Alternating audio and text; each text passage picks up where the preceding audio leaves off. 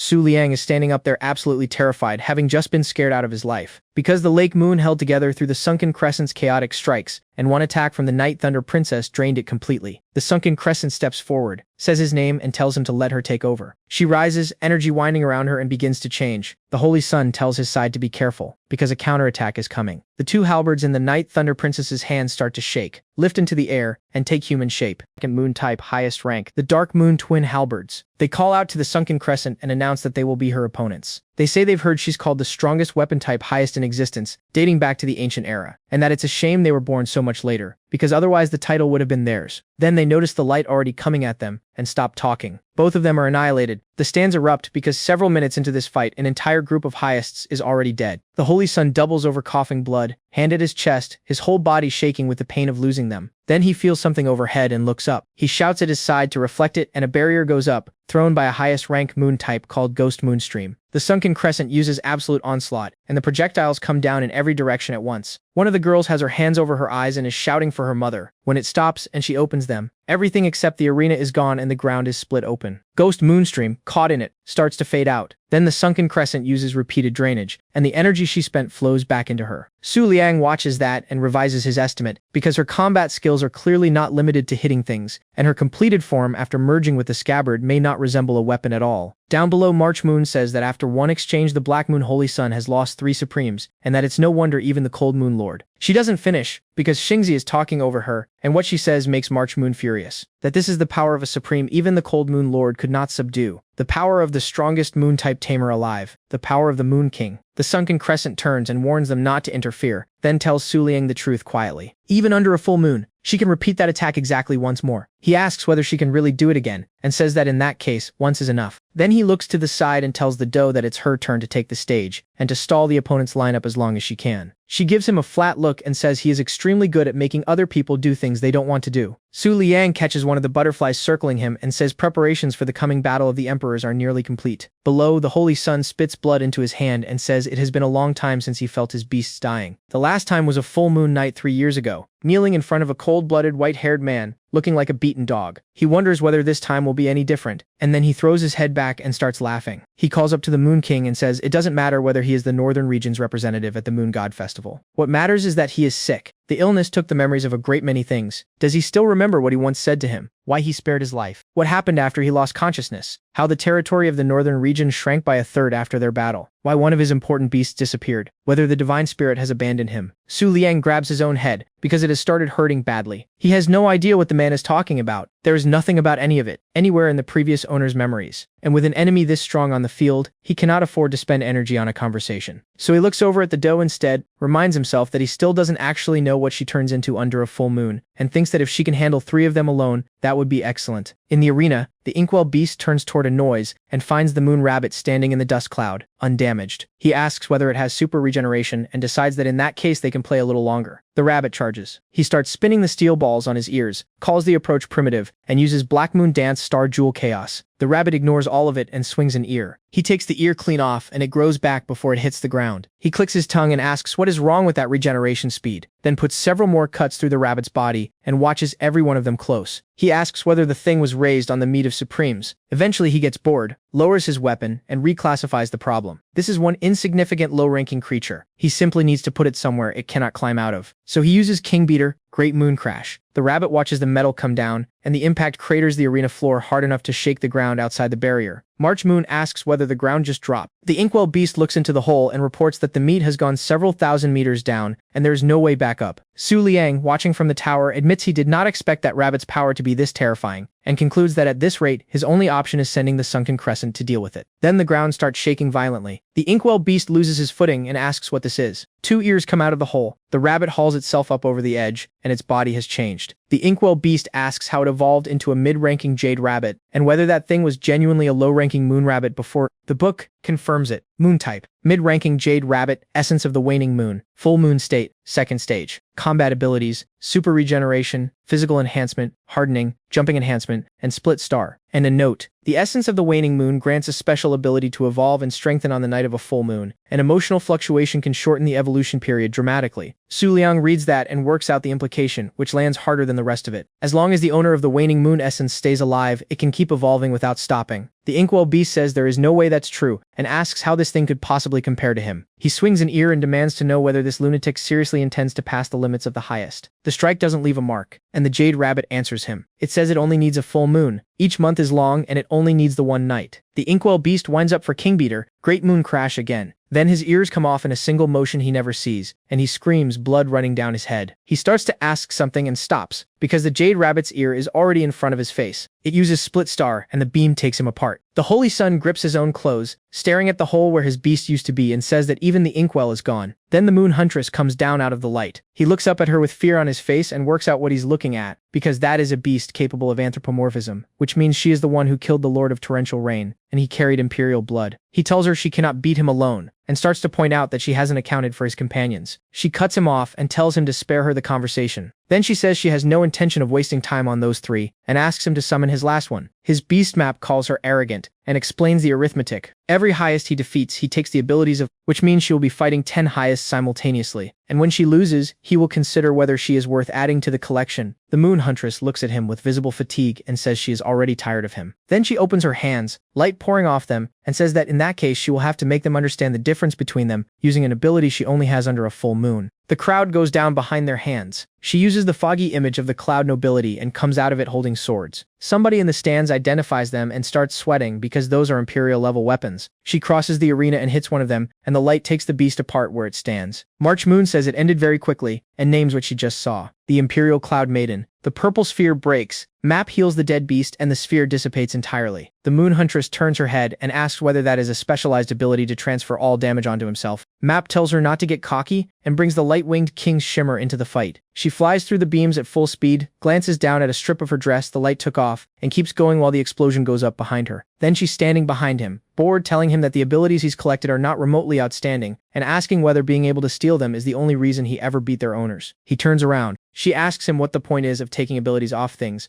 far weaker than himself. Then she cuts him into several pieces. The Holy Sun stands there in the sudden quiet, and says that in one moment he has been left holding exactly one thing, which is his defeat. The moon huntress walks toward him with the sword still out, and tells him that if he had done what she suggested at the start, this would look considerably less pathetic. He says he badly overestimated himself, having convinced himself of the insane idea that he could beat the Moon King alone. Then he raises his hand with a burning slip of paper in it, and announces to the palace of the moon god that it is time to sign the transfer contract. Off in the rocks, the fox says this is boring, and that it ended too predictably. The 1,000-year wave says the moon huntress might be capable of becoming the next ice empress. The fox asks what kind of joke that is, and by what possible route a highest reaches that status. Then she stops talking, because a column of red energy comes down and flattens every building left standing. Su Liang flies in through the smoke, surrounded by butterflies, and finds the moon huntress skidding across the ground. He feels the aura coming off whatever did that and asks whether it's an imperial beast. She gets a knee under herself, leans on a sword, and says no. Then she qualifies it, because whatever this thing is, it is already half a step from becoming an emperor. A leg comes down out of the green light. The 9-turn Keelan walks out of it, moon type, highest level, looking thoroughly unbothered. March Moon asks what that is. The fox says it's a violation, because that is the highest of the Moon God Palace's rear guard, and demands to know how the Holy Son of the Black Moon could possibly have summoned it. Su Liang's system window fills in the rest. A top-level beast with highly concentrated imperial blood, treated by the Moon God Palace as a treasure. Even the holy maidens of this era cannot easily contract her. Her ability has already approached emperor level, and the world calls her the strongest of the greatest. Bai Xingzi throws a fist up and says the Moon God Palace interfering this brazenly is shameless, and that in that case the entire Twin Moon Doctrine should attack at once. Bai Yu says that won't be happening because the Holy Sun has contracted her, which leaves them no grounds for complaint. From this moment she is his beast. The Keelan yawns into her hand. Then she looks up. The Night Thunder Princess asks what's wrong. The Keelan says the moonlight concentration here is abnormal, and that the number of flickering butterflies present is more abnormal still. However dense the moonlight gets, it should not be capable of drawing in most of the flickering butterflies in the northern region. The Holy Sun repeats the phrase back at her. Most of them. The Keelan sighs and says whatever comes next is not her problem, then turns to the moon huntress and says it's time to deal with what's in front of her. She looks at the swords, asks whether those belong to the Cloud Maiden,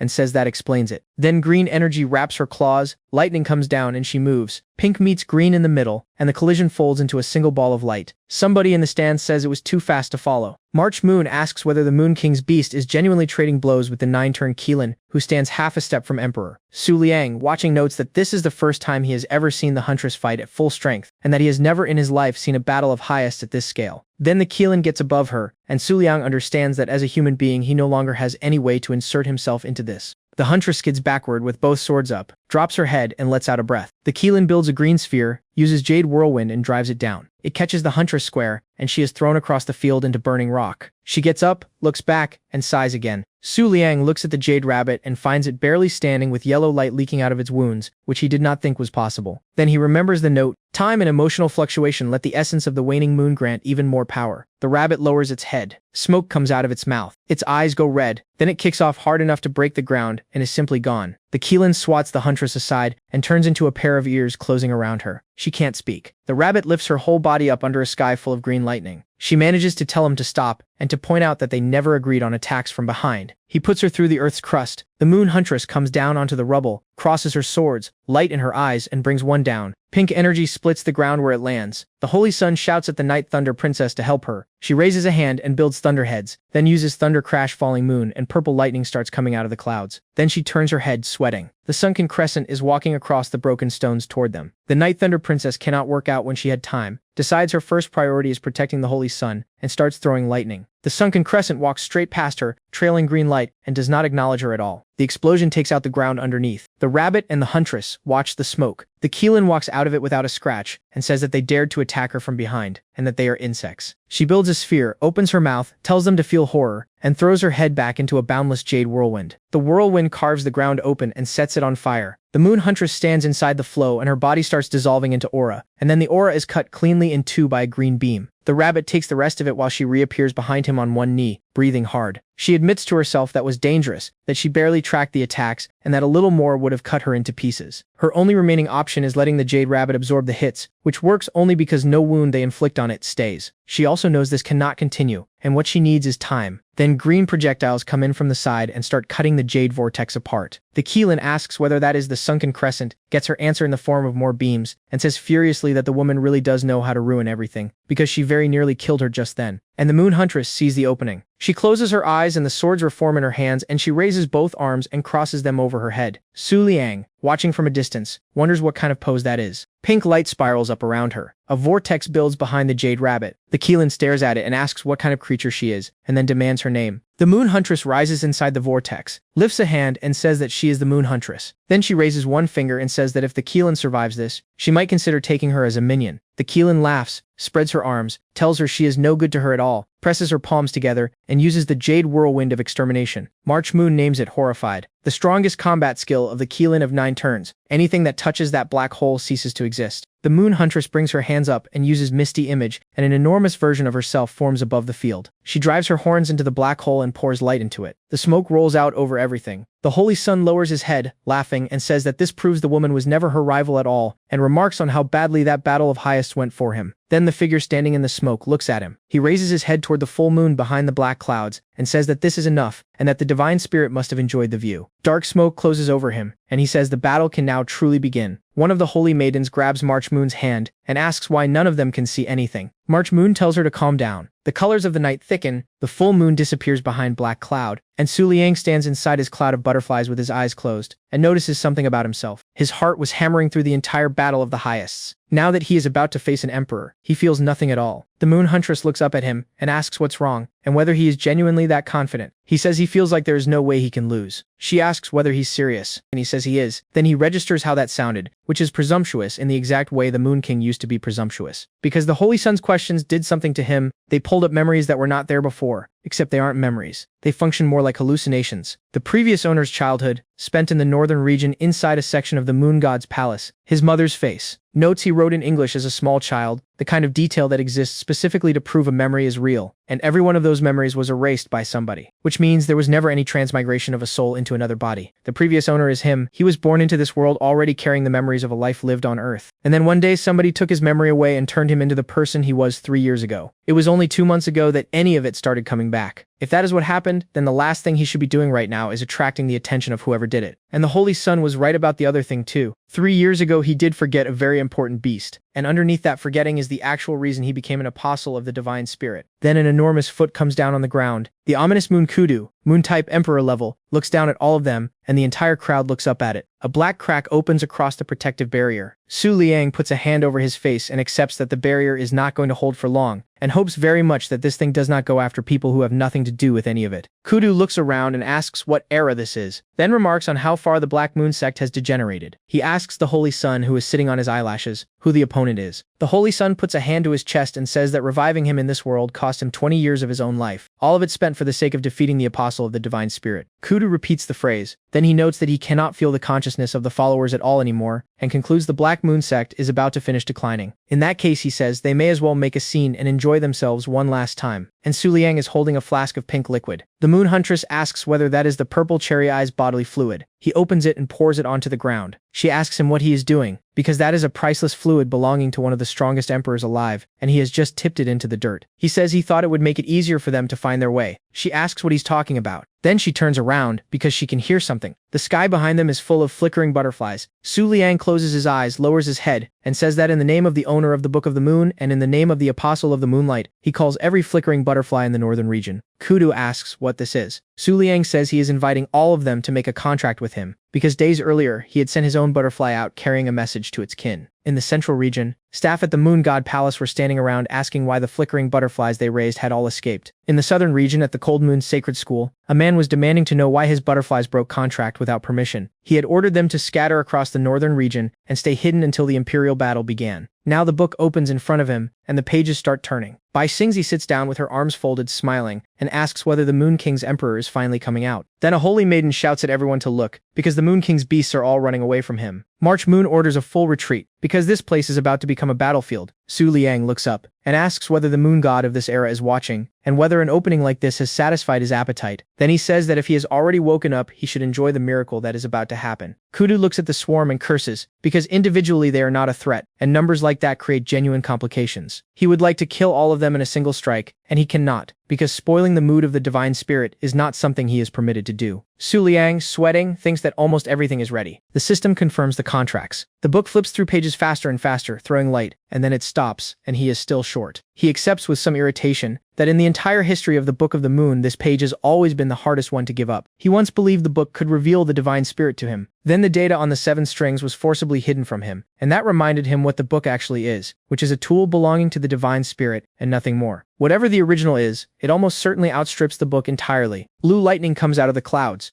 The Book of the Moon turns one more page and stops. A column of light comes down and the dark clouds close around it. The fox turns to the 1,000-year wave, who is already rising into the air, and hears her say that this is a pressure capable of frightening even them, and that this explains why the southern region fell into chaos. Then the ruler of the cold moon is simply standing among the crowd with an umbrella. She tells Su Liang pleasantly that it doesn't matter which region he represents, because either way he will be accompanying her to the final stage of the Moon God Festival. Then she tilts the umbrella over her face, says she has nothing further to do here for now, and leaves. The fox stares after her, and asks when exactly the Cold Moon Lord got behind them, and admits that she was genuinely frightened. Butterflies fill the sky, people go to their knees. Bai Yu is crying, and says in a shaking voice that the dream of her entire life has come true, because she is about to witness the miracle. The Holy Sun asks what is happening. Kudu looks up at the swarm and says nothing at all. Then he starts laughing, unsteadily, with tears in his eyes, and asks whether the man seriously wanted him to handle that. He calms down and says it didn't last long, and that either way, the calling of the Black Moon Order has now come to an end. He closes his eye, and the Holy Sun falls from his lashes. Kudu tells him this is their finish line, that he can go now, and that he should pay very close attention to the moment the curtain comes down, because what is about to appear does not belong to their era. The Night Thunder Princess catches him. Kudu looks up and asks whether this really is an apostle of the divine spirit, and admits that in his entire existence he has never once heard of an apostle at this level. Su Liang stands there with full moons where his eyes should be, and behind him, the 8-winged lunar sovereign of the 12 palaces of Moonlight, guardian of the 2nd palace of the Golden Butterfly, unfolds. The Holy Sun looks at it and asks, without hope, whether anyone still considers this a battle of emperors. The sovereign spreads its wings. The light puts the entire crowd on the ground with their hands over their heads. The Night Thunder Princess goes to her knees. Every single one of Su Liang's own beasts collapses under the aura. The fox throws her arms up and asks what kind of power this is, because one suppression from it just moved the entire continent, and there is nothing in the whole central region that resembles it. Then the pressure picks her up and throws her backward. The sovereign rises toward Kudu, and Kudu stands in the light and smiles, and says that this is the greatest honor, and that there are no regrets left in his life. He looks up at the yellow sky and says that after death he will turn and become part of the moonlight. That dates back to the very beginning of time. Then the light reaches his face, and it takes him apart into particles.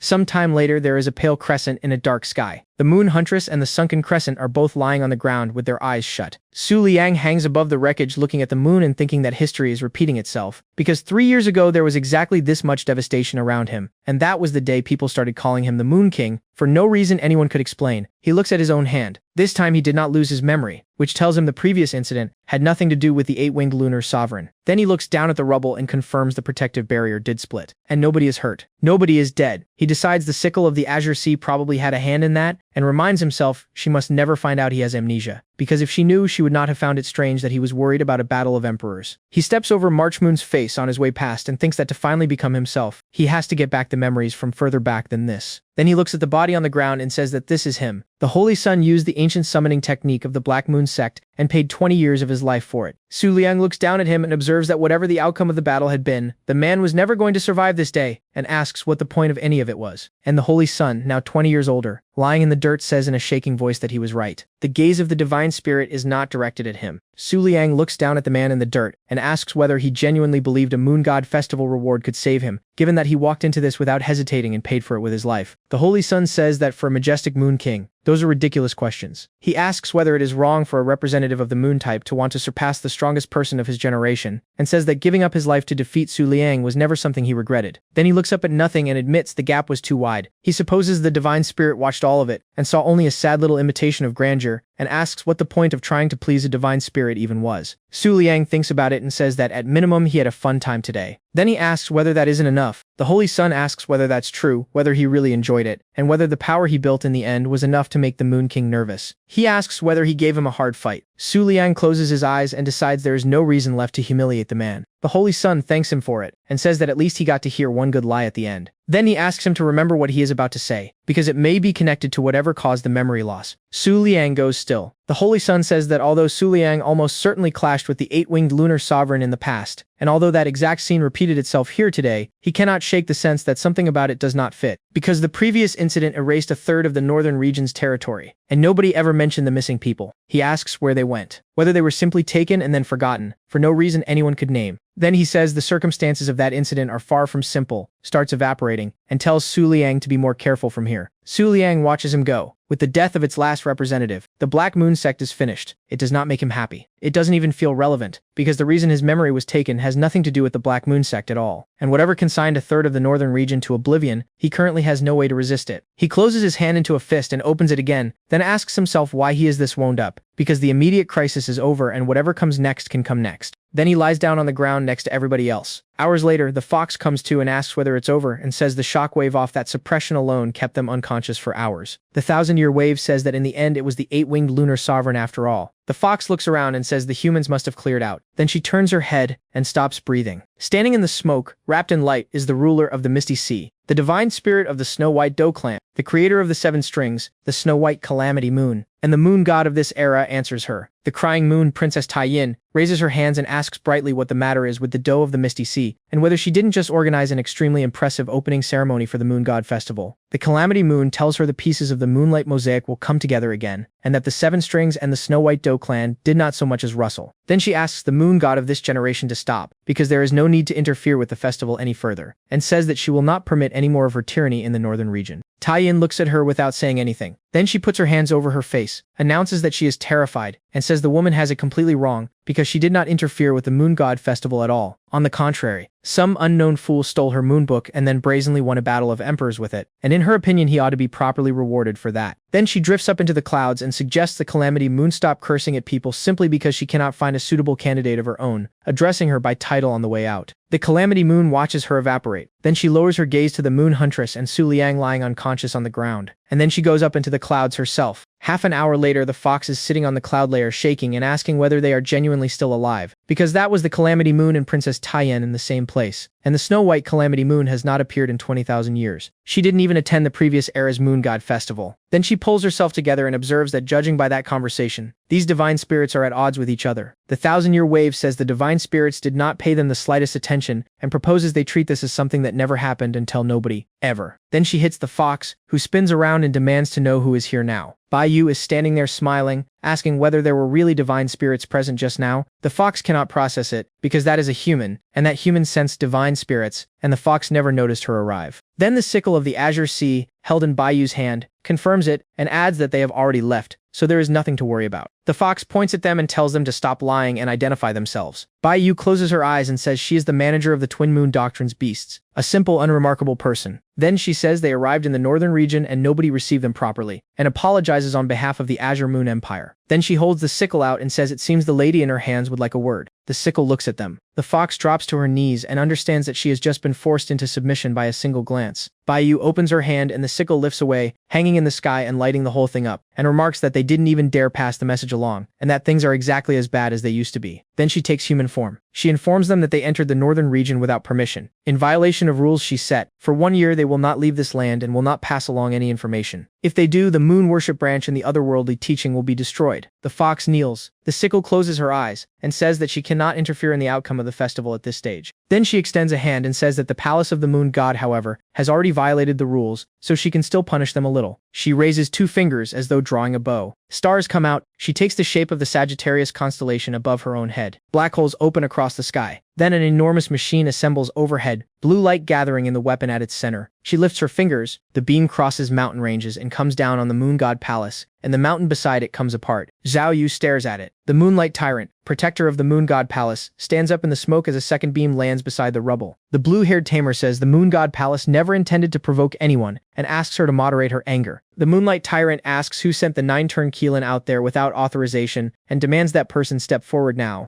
The 4th princess walks out and folds her arms. She is removed from the 10 pillars on the spot and given 3 days to leave the moon god palace. The 4th princess says she will comply. Later, standing near the ruins, she holds a slip of paper and looks at a photograph and asks why everybody insists the moon god palace has no department in the northern region. Because she remembers her elder sister saying clearly that she was going there to take over as head of it. She looks down and asks what happened 3 years ago and whether the Moon King Su Liang would be able to answer that. And then she says the thing that recontextualizes her entire arc. He is her nephew. Su Liang opens his eyes somewhere bright, props himself up on what turns out to be cloud, and asks what kind of place this is. Then he notices a shadow in it. He looks at her, opens his mouth, kneels down and asks what a moon rabbit is doing here. Then he reaches out to pet it. She kicks his hand away and demands to know what he thinks he's doing. He asks whether it just talked. She puts a hand to her face and explains that the ability to speak human language is extremely rare, even among high-level beasts, and completely impossible for low-level ones. He points at her, tells her to stop lying, and asks what she is and where this is. She sighs and says he has no upbringing. Then she says she brought him here specifically to give him a gift. He asks what that means. She says it's about the rewards of the Moon God Festival, a page of the Book of the Moon, a top-level beast, a beauty of mixed race, or longevity. Then she asks what he wants, puts a hand to her chin and says she had completely forgotten that he stole her moon book a long time ago. He asks whether it's her book, which makes her the moon god of the current era. The floating moon princess Tai Yin, winner of the last Moon God Festival, which also means she is contacting him in a dream, and he is not a conductor of the moon god's will or anyone's representative. She says they should put the jokes aside, and offers to make him the master of the Golden Butterfly Palace. Then she tells him to join her camp and win this festival on her behalf. He asks what she's talking about, because he is the apostle of the moonlight, and their camps are hostile by definition. She asks whether he still hasn't understood, changes her appearance, and asks whether he doesn't want to defeat the Cold Moon Lord. Then she makes the offer properly. Whether it's the Cold Moon Lord or something considerably worse, she can hand him the ability to crush any of them, and she doubts very much that his weak companions can do the same. She points out that the sane moon rabbit in his possession is a defective product, and that after an unknown number of generations there is barely any trace of her bloodline left in it. Then she wraps light around both of them, puts a hand on his face, and tells him to give them up. She'll give him the strength to break everything in his path, and the opportunity to leave perfect offspring with a beautiful beast. Su Liang thinks about every beast he owns, then he pushes her hand away and says he refuses. She asks why, since she can grant every dream he has. Then she says that in the past, the fool from the Imperial Rabbit Palace, who belonged to the Moonlight Camp, behaved exactly like this, and in the end, he followed his heart and joined her anyway. She extends her hand again and says his existence matters more to her than his attitude does, so he is welcome to be angry and curse as much as he likes. Su Liang grabs her wrist hard and tells her she's wrong. He holds her hand over his head and asks whether the moon god who can supposedly grant every dream is genuinely unable to decide the winner of her own festival. Then he asks whether the entire recruitment pitch exists, because she is afraid that he, the Apostle of the Moonlight, is going to take the throne. He tells her she has no right to judge his companions, and he tells her that one day, together with those weak companions, he is going to break every apostle under her command and take the final throne of the Moon God Festival. Then he says that until the moment of Moonlight's victory arrives, she can sit and wait for it and abandon hope. She throws her head back and laughs and agrees. Then she turns back into a rabbit and says that since he is this confident, she will wait patiently. She lowers her head and says the awakening of the Imperial Rabbit Palace is coming soon, and that her descendants evolved to the ideal will return to this world. Black smoke closes around them. She says that 10 invincible lunar eclipses will be coming for his soul, and that it starts from this moment. And she tells him that between him and the moon god of this generation, there is now irreconcilable enmity. His consciousness comes apart and he falls. 10 days after the Battle of Emperors, beasts are helping people clear the city, and 2 figures are standing on a cliff above it. The girl says she is shaking, because even after 10 days the auras of both tyrants have not dissipated. The man in the white cloak says they should finish reconnaissance and get out before the Moon God Festival reaches its climax. Half the pillars of the Moon God Palace have fallen. The leader of the 10 eclipses will be descending soon. The era of monsters banding together has arrived. Then he asks what odds she calculates for the current Moon King. She says 0.08%. He asks why they are so high. She opens the book. Western region, the double gift, 0.018%. Southern region, the cold moon lord, 0.03. Central region, the bright moon holy maiden, a very small number. Northern region, moon king Su Liang, 0.08.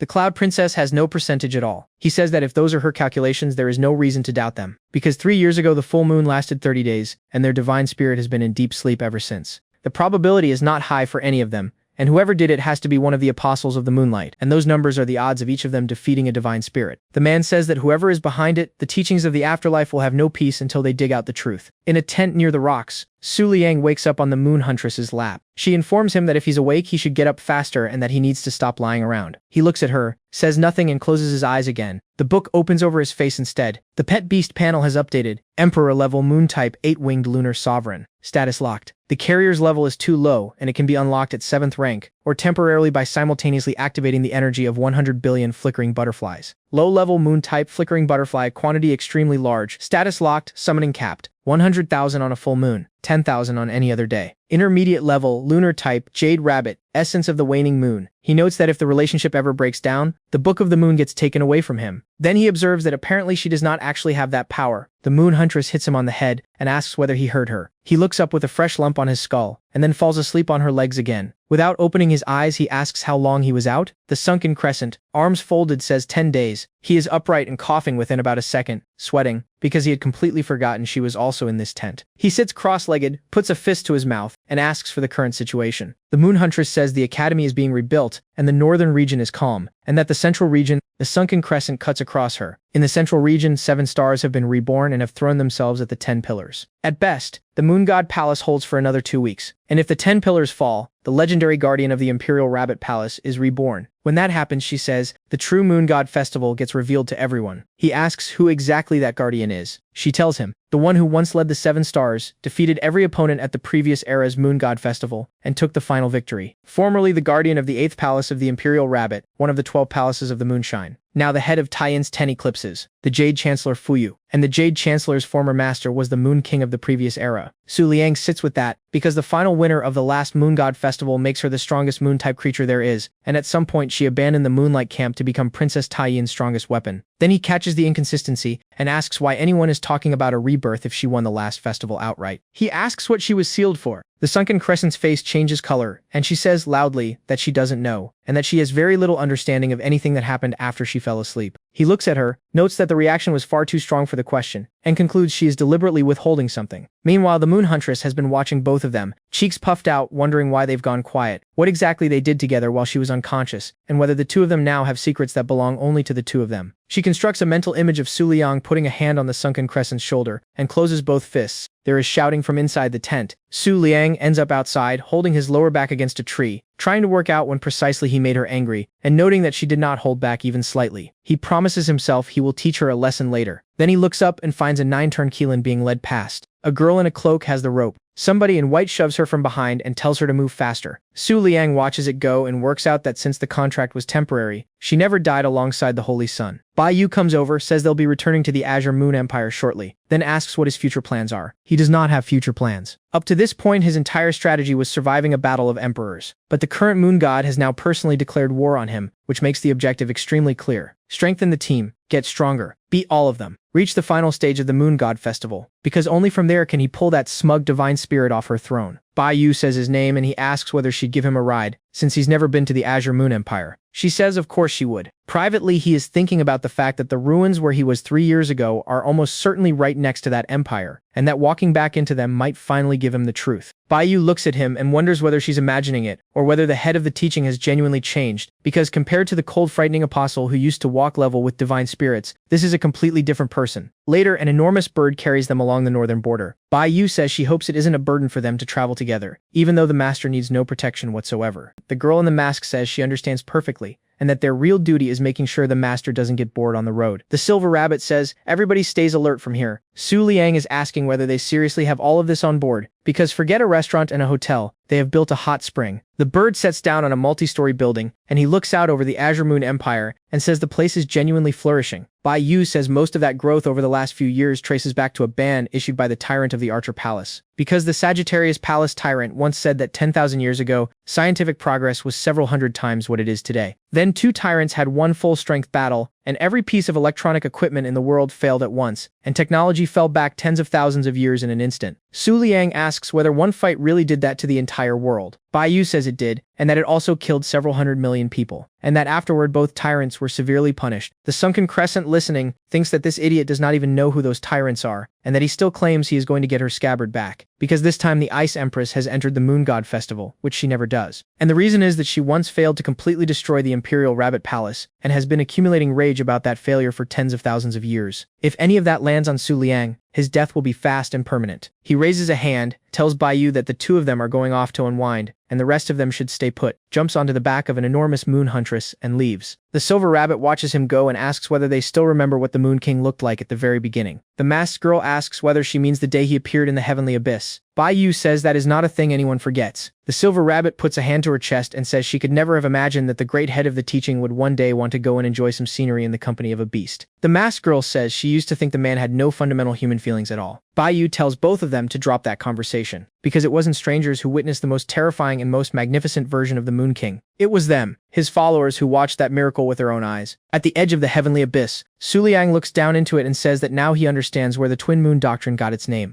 Then he tells the people in white cloaks that he is going in and that nobody is to be allowed to follow. Some distance away, 2 figures in white and red are watching him and comparing notes. They want to know why the Moon King has suddenly returned to lands that used to belong to the Moon God Palace. The Cloud Princess's original probability has now become the highest of anyone's, which means something has changed, and one of them faintly sensed the aura of a divine spirit down there, at a danger level above the Cloud Princess herself. So they set a plan. He goes in to scout. She stays back so the whole group doesn't die at once. If he dies, she withdraws immediately, raises the Moon King's probability to 100%, and contacts every dream realm in the northern region so they can kill him together. Inside the abyss, Su Liang and the Moon Huntress walk in daylight. Through something that feels distinctly oppressive, she asks what's wrong and whether he's lost. He says no, he just has a bad feeling, and puts it down to the place being strange. The Twin Moon Doctrine's headquarters is nearby, so is the Azure Moon Empire. If anything were genuinely wrong, the sickle of the Azure Sea would have felt it. There is nothing left down here anymore. And if he walks the old route back to the very first place in his memories, he might find something. Above them, the man in the white and red cloak snaps his fingers, and a black dome forms in the sky with dark liquid running off it, and it starts descending. Su Liang notes, there isn't a single footprint anywhere, and that the Twin Moon Doctrine has done an excellent job keeping this place untouched. Then he stops dead, and the Moon Huntress walks into the back of his head. She asks what happened. He asks how this is possible because his diary is lying there. He runs through the options. Maybe he kept it on him the whole time for safekeeping. Maybe after losing his memories, unable to understand a word of what was in it, he simply abandoned it right here. He runs for it. Somebody else picks it up first. The Lady of Autumn Calamity is holding his diary, and she opens it and announces that this is a manual left behind by a divine spirit. Then she squints at a page and asks whether a divine spirit's manual isn't a bit too confusing. The Moon Huntress asks who she is. Su Liang has no idea what rank that is, and a very strong feeling that she is dangerous. The Sunken Crescent, watching her read the diary and ignore all of them completely, throws a punch that leaves a green trail through the air. Su Liang covers his face, because the strength behind it looked frankly mediocre. The Lady of Autumn Calamity asks what they think they're doing, and whether they seriously decided to challenge her in broad daylight. He concedes the point immediately, because that is the exact problem the overwhelming majority of Moon-type tamers spend their lives avoiding. What happens if the fight lands during the day? She holds the diary in her left hand and tells the Moon King that they have no reason to go to war with each other yet, so she is simply going to leave this time. The Moon Huntress says she is welcome to leave. Without the diary, Su Liang is running the identification. She is behaving as though a top-level beast is beneath her notice, which almost certainly makes her an emperor. The Book of the Moon did not react to her at all,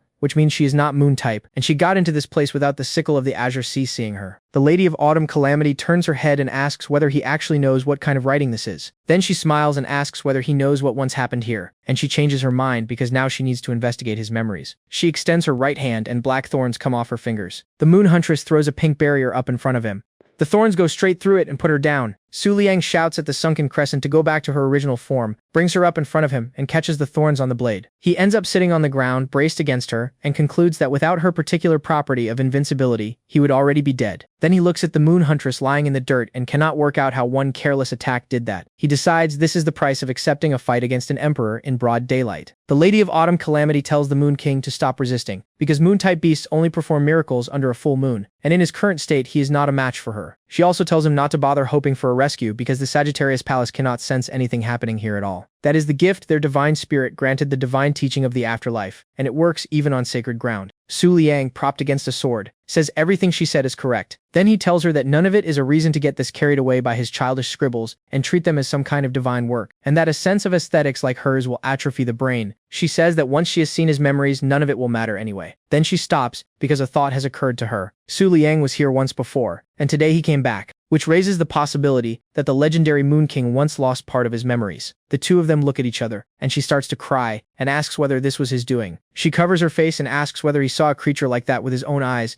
and walked away having lost only part of his memory. Then she declares that from this moment there is enmity between the divine teachings of the afterlife and the twin moon doctrine until the last breath, and that the seventh dream, the Lady of Autumn Calamity, will be destroying the Moon King on this exact spot. Her clothing tears open, and mouths appear across her body, and she walks forward leaving an enormous red tree growing behind her. Su Liang looks at all of that and notes that he appears to have found the cause of his amnesia, and that his current position looks fairly hopeless. She points, and a red whirlwind comes at him. The Moon Huntress gets there first, shoves him clear, and takes it. He grabs the sunken crescent, swings, and throws 4 green projectiles at the Lady of Autumn Calamity. Every one of them misses. She watches them go past and wonders whether she imagined it, because even before she landed serious damage on the Moon Huntress, it was as though the creature was already asleep. Then she points at the body and detonates it. Su Liang, watching, understands the size of the problem. It is the time of day and nothing else. A moon-type beast at the very peak of the highest rank was completely powerless against one ordinary emperor. She tells him to stop resisting because he has no chance, and then adds something more useful. Killing an apostle like him is not easy even for her, and although the grudge from 3 years ago has not gone anywhere, she is perfectly willing to withdraw now and settle it another day. She spreads her arms and tells him to be good and let her look at his memories. Then she asks whether he doesn't want to know what happened in the past too. He points the sunken crescent at her. She closes her eyes and observes that negotiations have failed. Black thorns start firing out of every mouth on her body, and not one of them gets through his guard. She stares. He is grinning behind the blade, because he made it. She enjoys talking so much that she gave him the time he needed to work out a defense. After the Great Beast Appetite Contest, he bought an enormous quantity of specialty beast food, and with that feeding it, the Lake Moon's shield now recovers at 5% per second, which solves surviving and nothing else, and he knows it, because he cannot win from behind a shield, and he needs a way to finish her fast. She unloads thorns furiously and says, "This is impossible." The barrage doesn't stop. He starts worrying that her attacks are too fast and too heavy, and that his arms are about to cramp. Then one gets through his angle, and something deflects it for him. He looks over, and the sunken crescent is standing there with a spear, batting attacks away beside him. She looks at him and asks whether he wants to save the Huntress. Then she tells him to focus on the fight. The Lady of Autumn Calamity, displeased, speeds up. She asks whether he's already at his limit, and points out that in the end he's an ordinary person, a puppet of the Golden Butterfly Palace, and that since the tyrant won't be able to find his corpse, she has a good suggestion for what to do with. She doesn't finish it. Su Liang is holding the sunken crescent wrapped in blue light, and he swings, and the redwood standing behind her comes apart. She stands there confused, and then starts bleeding. The sunken crescent says that was the last of the energy left in her scabbard, and it is now gone. Then she asks how much longer he intends to let this woman talk, and whether he isn't the Moon King. She asks whether he wasn't the one planning to defeat the Ice Empress and the Imperial Rabbit Palace, and observes that if this is everything he has, then honestly she is disappointed. Su Liang takes that on the chin, and asks himself what he is even doing, because the thing in front of him is an ordinary emperor and nothing more. The Lady of Autumn Calamity, in considerably worse shape now, says this is a curse, and asks whether he seriously believes he can beat her in daylight. Then she tells him what she actually thinks. Since a very long time ago, the moon type have been the thing that disgusts her most. a pile of arrogant creatures who care about nobody. And after the splitting of the moonlight, she asks whether those arrogant tyrants managed to hide or to escape death. Neither. It's nonsense. She tells him it is time for this idiot to wake up, because the era of Moonlight's dominance ended a long time ago. Su Liang listens to all of it with a hand at his chin, thinking. She says she is tired of him, and that the Moon King needs to accept his death. He closes his eyes and says she's probably right, and then he says that this is exactly what he's standing here for. He is going to take the throne, restore the moonlight, and make sure that they, the tyrants who crawled into holes, never put their heads back out. He says that is the reason he was born into this era. A column of yellow light punches through the cloud layer and wraps him in a barrier.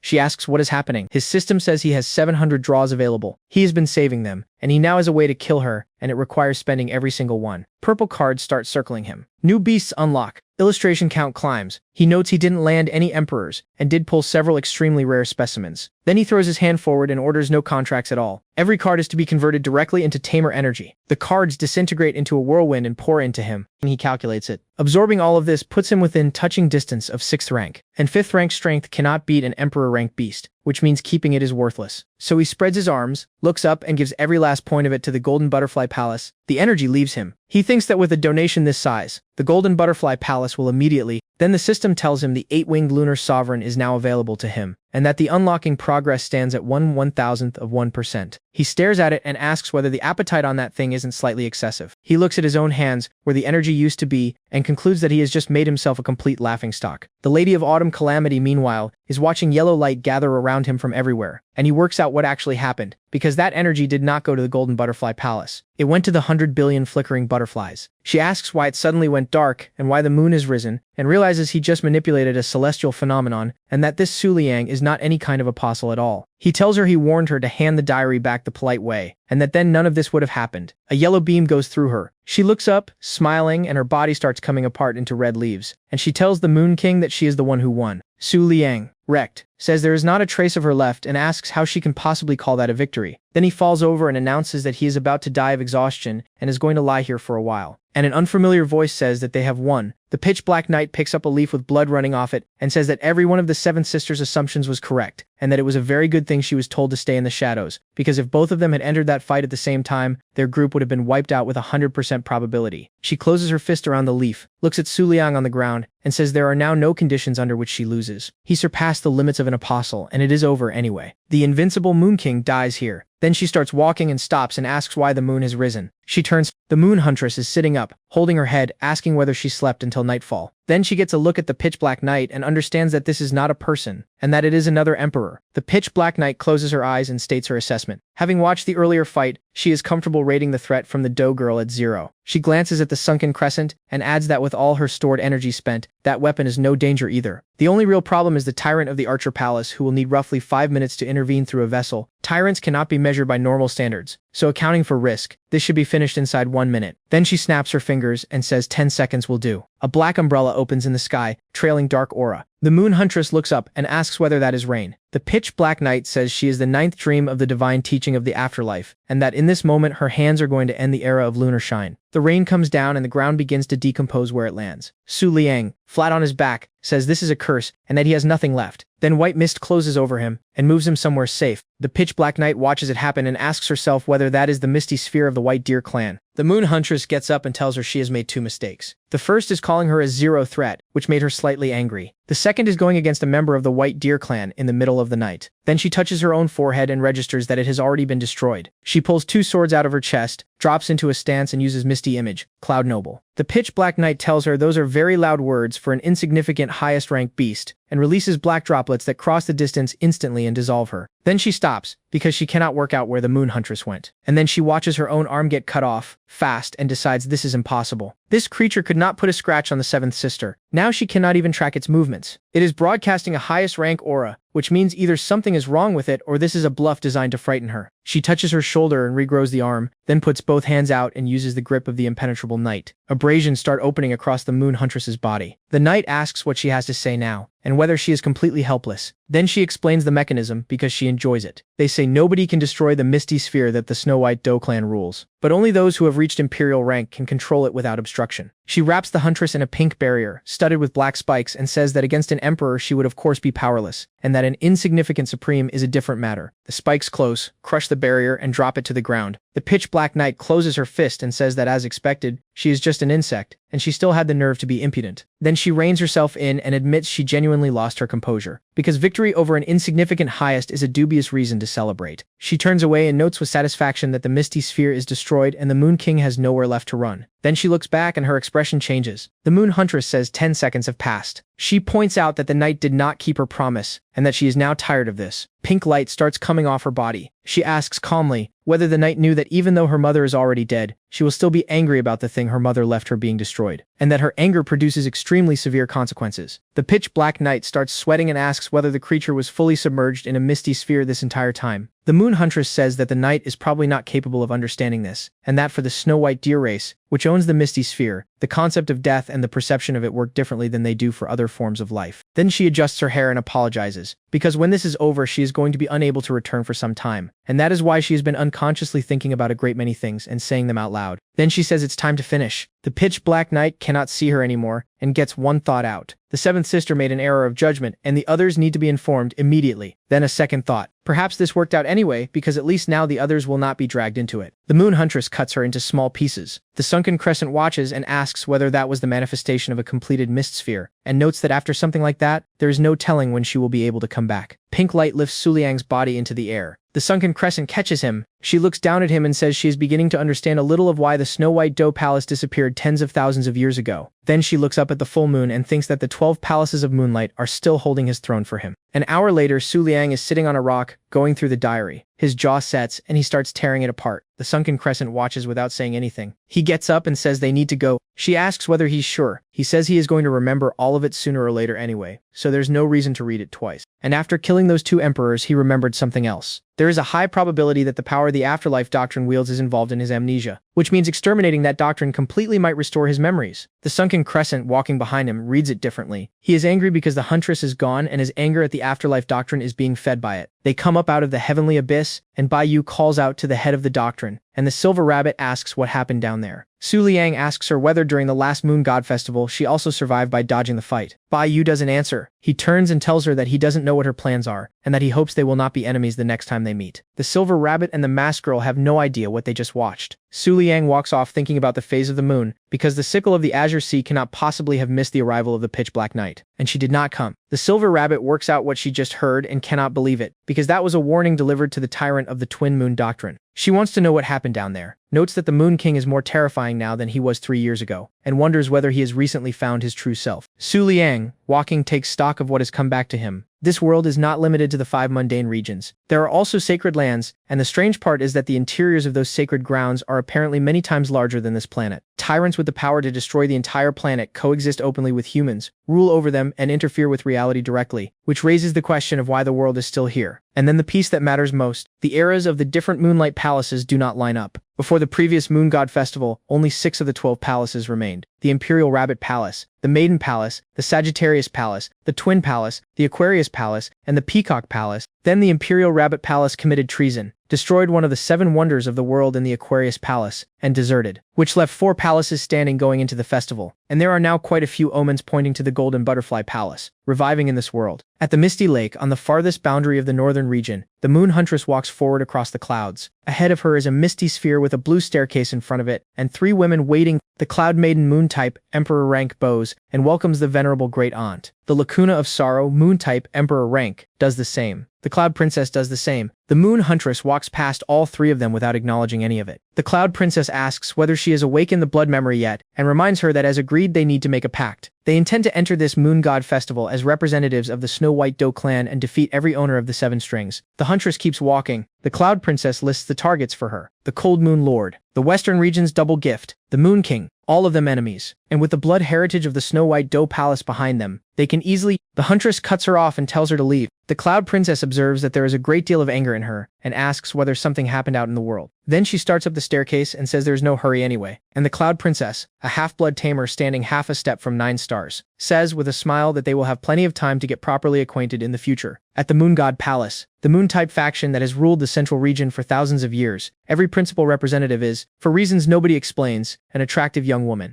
The rumor is that every male infant born there, human or half-breed, is shipped off to the palace departments in the southern and western regions. The relevant history is this: the Imperial Rabbit Palace won the Moon God Festival and took the throne. Then the Holy Maiden and the 10 princesses of the Moon God Palace pillars, across generations, suppressed the Imperial Rabbit Palace and sealed its power into 10 shadow pillars. And today, the Moon God Palace happens to be the sealing site of the 6th shadow pillar. The 6th pillar starts shaking, throwing yellow light and heavy lightning. Tamers inside the strike zone are screaming at each other to send word. Then a bolt takes the chain on the pillar and snaps it in two. One of the 7 Emperor-ranked moon stars, the Moonlight Dragon, comes out of the pillar and coils around it. He looks at the people below and tells them they are insects who cannot withstand a single blow, and that he is very disappointed. Then he asks whether, after all this time, this is genuinely all the descendants of the Heavenly Maiden can manage. A blue-haired tamer shouts at everyone to hold because the 6th princess is about to join. Zhao Yu asks whether the master is sure it is acceptable to leave things like this, because if the shadow pillars keep breaking one after another, the 10 lunar eclipses of the Imperial Rabbit Palace appear in full force, and the liberation of the Imperial Rabbit Palace becomes a matter of time. The Moonlight Dragon tells her not to worry, because he does not intend to do nothing. Zhao Yu asks whether that's actually true, and whether this time they will refrain from making her buy adult manga for them the way they did when she was 6, and whether he will refrain from requiring her to visit the bathhouse daily to provide them with something to look at. The Moonlight Dragon says he will not. Zhao Yu says that in that case she will trust them again, and that she is leaving. Then she folds her arms and mentions that all of her cultivation resources have vanished as though they dissolved into air, and asks whether he knows anything about that. The Moonlight Dragon says he ate them as a snack. Somewhere over clear sky, a highest-rank water-type killer whale is serving as air transport under the jurisdiction of the Three Kings Spring, and the passengers are relaxing. A small girl runs across the deck after a butterfly, telling her mother to look at how beautiful it is, and the yellow butterfly lights up and settles on her. Su Liang is sitting on the same deck, surrounded by flickering butterflies, holding a weapon wrapped in white ribbon. A blonde girl asks what on earth that is, and whether sitting in a cloud of flickering butterflies with his hair dyed white means he is cosplaying as the Moon King. Her dark-haired friend says that since the news about the 8-winged lunar sovereign spread, the Moon King's followers have been endless, and that at a time like this the only place the man himself could possibly be is the northern region. So there is no reason he'd be heading to the central region. Which means what they are looking at is a superfan. Su Liang sits there, registering that they will not even entertain the possibility. The Sunken Crescent asks whether he has made a decision, and points out there is still time to turn back, because if word got out that he was traveling to the central region alone, every moon-type faction on the continent would take an interest. He puts a fist on his knee and says it isn't that he distrusts the Sagittarius Palace, and that he knows even if she has motives of her own, she will not harm him in the end. It is that staying in the northern region has stopped being useful, because a few days ago he got a reply from one of the 4 lunar phases, saying she has found a way to raise his rank in the shortest possible time, and asking him to meet her in the central region. If his memories are right, she was once under the Aquarius Palace, and there is an irreconcilable feud between her and Princess Taiyan's camp, which makes her somebody he can trust completely. To avoid being identified, he wears a mask over his eyes and sees using the shared vision of the flickering butterflies, which is considerably more practical than the extremely limited human version. His priority is the meeting, and enough power to summon the 8-winged lunar sovereign a second time, because the Moon Huntress is gone, and may not be back for years. The scabbard energy the Sunken Crescent was running on is fully spent. The Book of the Moon has done what it can. If he runs into another emperor right now, he can write his will on the spot. On deck, the girl's mother asks what's happening and whether they're already descending. The girl in the red dress says that's strange, because the trip from the central region to the northern took her twice as long. The mother asks, frightened, whether they have accidentally wandered into the war zone of the 10 shadow pillars. A blue-haired woman tells her to relax, because even with the 7 moon stars, and the Moon God Palace in open warfare, neither of them is in any position to obstruct a sacred land's vehicle. Then the killer whale lurches sideways from an explosion, opens its mouth, and starts venting gray smoke from its head. The blonde girl screams that they are falling. Su Liang gets up inside his cloud of butterflies, and accepts that he has caused this by predicting it, because that pressure can only be an emperor. He looks at the figure coming out of the dark energy, and asks himself whether his luck can honestly be this bad. The blue-haired girl points and demands to know who dares attack a transport of the sacred lands, and whether he is from the Moon God Palace. The captain says they are moon-type vermin, and that the Three Kings Spring will not let an attack on water-type tamers stand. The gloomy stream tells them all to stop panicking. She is not from the Moon God Palace. She is not one of the 7 moon stars, and she had no intention of moving against the sacred lands of water. She is one of the 9 dreams of the divine teaching of the afterlife, and from now on everyone leaving the northern region is subject to her inspection. Su Liang stands very still inside his butterflies and listens. She tells them not to worry, because she will erase their memories of this afterward and they can treat it as a passing bad dream. Passengers start dropping. A girl goes to her knees coughing, surrounded by sleeping bodies. The gloomy stream says that the Lady of Autumn Calamity and the Pitch Black Knight both died in battle, which leaves no doubt that the target is currently in the northern region, and she intends to find out the truth by any means. Su Liang kneels, grips his weapon, and summons the lake moon, and water closes over him. Then he says something nobody catches, and the butterflies scatter in every direction. The gloomy stream tells them all to let her look at their memories, because she wants to know how those 2 died. and what actually happened 3 years ago. Su Liang drops to the floor and lets his weapon go. She remarks that the same thing would happen to anyone here who had once lost his memories. Here is who she is. The divine teaching of the afterlife is a name that fell out of public memory a long time ago. Tens of thousands of years back, the teaching of the afterlife ruled enormous territory, headed by a divine spirit with the codename Bien. Then Bien unintentionally interfered with one of the moon god festivals and something terrifying crushed it, and it was left on the edge of death. Unable to remain in the material world, it passed into the spiritual one and fell into deep sleep. Every follower was expelled from the 5 worldly regions and the 3 sacred lands, ending up on an uninhabited island, and the name went quietly out of history. Many years later, a descendant of those followers noticed the power coming off their divine spirit had grown considerably, which meant Bien was about to be reborn. The entire doctrine went into rapture over it, and within a single night the divine power faded, and the spirit that had just woken went back to sleep, this time permanently. The pattern was the same one that once befell the 12 palaces of moonlight. Over the years, the followers dwindled and their power thinned until 9 emperors were left holding what remained of the divine spirit's strength, the 9 dreams. And their goal is to use the chaos of the moon god festival to establish the truth about what happened, because once the festival ends, the chance to restore what they were is gone forever. The gloomy stream opens her red eye and starts working through the passengers, thinking that if Lord Bien is present anywhere in these memories, he should give her a sign. 30 minutes later, she is asking why there is nothing here but garbage. She finds a memory of a girl in a rabbit costume holding a live rabbit and decides that taking joy in playing with a low-ranking pet is deeply frivolous. She finds a memory of a black-haired girl smiling with a hand on a robot's cheek and cannot understand how taming a high-ranking beast produces that much happiness, or why it would be an important memory to anyone. Then she stops and asks why not one person on this transport has a memory of a third of the northern region disappearing. This is only the first stream.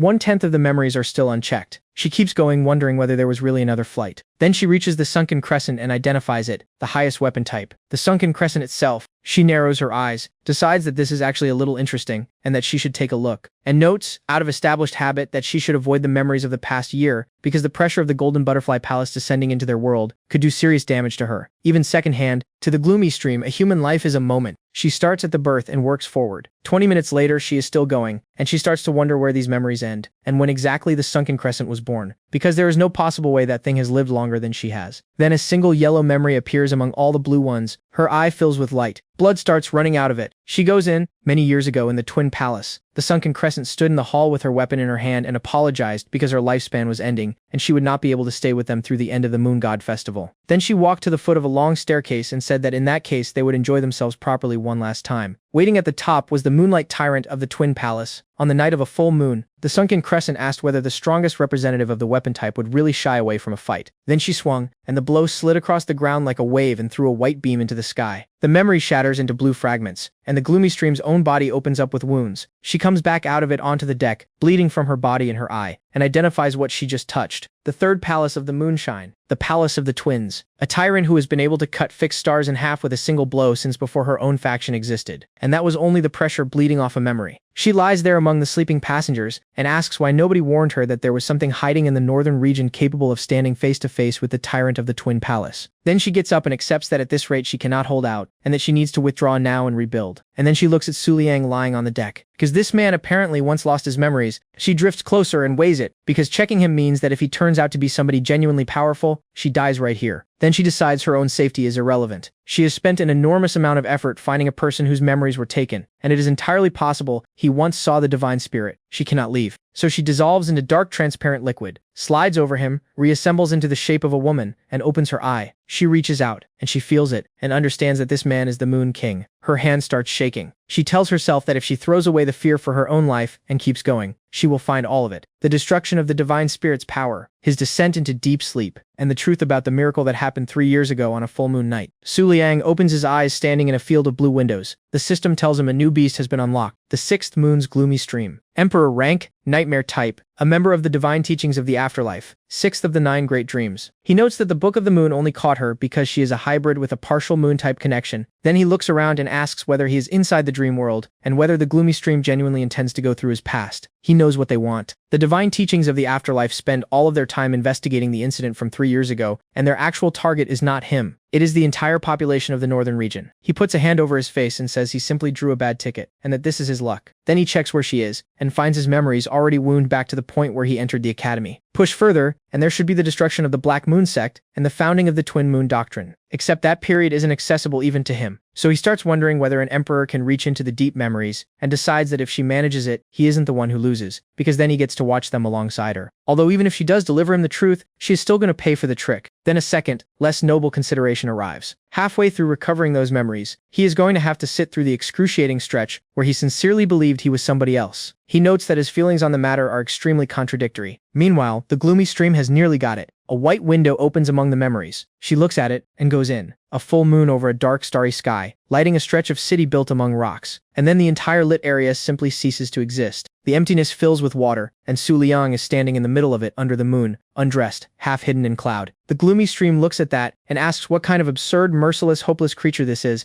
and whether this is the punishment and the promise handed to the divine teaching for its old mistakes. She starts dissolving in the light coming off the memory, and the only thought she has left is that she and the others should have left this world completely 3 years ago, and that this information has to reach them at any cost.